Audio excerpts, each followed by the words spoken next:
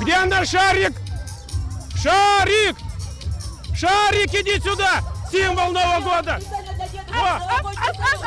Вот, и шарик вас поздравляет! Всем много денег, здоровья и счастья! На градуснике минус 14. После этого теплого декабря настоящий морозец. Но, несмотря на это, на главной площади Коми сотни людей. В центре внимания знаменитые персонажи мультфильмов. Герои из Простоквашино получились, пожалуй, самыми народными. Мы из Простоквашино. Я Печкин. Это раньше я был злой, а теперь у меня... О, какой лесопед! Понимаете ли, с тормозами!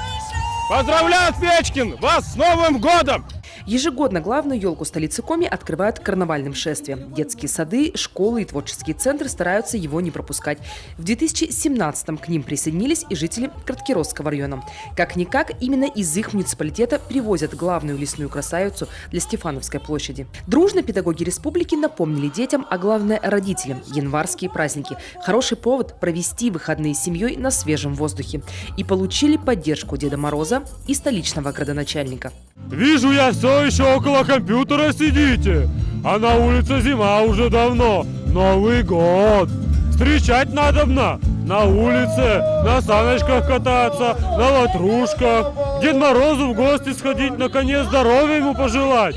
А дома за компьютером сидеть, ох, не то совсем.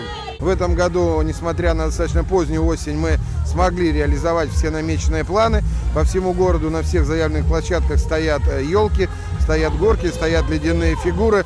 Поэтому я считаю, что город готов к встрече нашего самого любимого с детства праздника Нового года.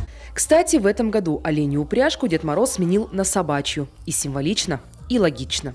Я хорошо общаюсь с собаками, это очень преданные существа, поэтому в этом году ничего плохого ожидать не надо. Виктория Палкина, Олег Костромин, телеканал Юрган, Сыктывкар.